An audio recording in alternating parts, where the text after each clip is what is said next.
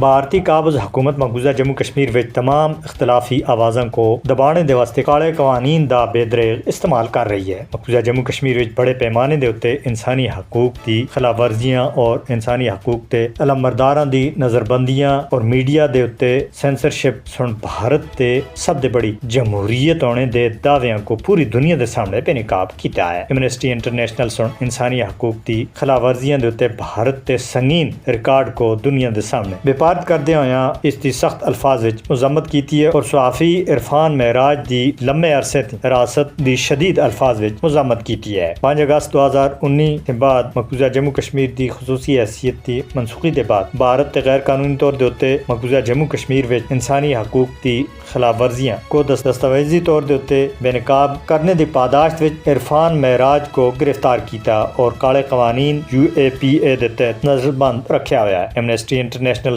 ان تمام مظالم اور جبر دے بچکار انہاں دی لمبے عرصے تھی مقدمے دی سماعت دے اتے بھی سخت تشویش دا اظہار کیتا ہے اور آخیا ہے کہ انہاں دی بعد کٹ تے کٹ 27 صحافیوں کو جرم بے گناہی وچ گرفتار کیتا گیا ہے، جنہاں وچ فہد شاہ، آصف سلطان، سجاد گل اور ماجد حیدری شامل ہیں، اور اس کے علاوہ ہزاراں کی تعداد وچ کشمیریوں کو 2019 کے بعد گرفتار کر کے مختلف بھارتی عقوبت خانہ دے اندر رکھیا ہوا ہے۔ ایمنسٹی انٹرنیشنل سن انسانی حقوق تے کارکناں جنہاں وچ عرفان معراج بھی شامل ہیں دی رہائی دا مطالبہ کیتا ہے۔ مقبوضہ جموں کشمیر وچ حق دی گل کرنی جرم بن چکی ہے، لہذا عالمی برادری کو مقبوضہ جموں کشمیر دی بگڑتی ہوئی صورتحال تھے کسی بھی صورت وچ لا تعلق نہیں رہنا چاہیے۔ اقوام متحدہ کو چاہیے کہ وہ بھارت دی طرف تے ہونے والی انسانی حقوق دی خلاف ورزیاں دا نوٹس کنے۔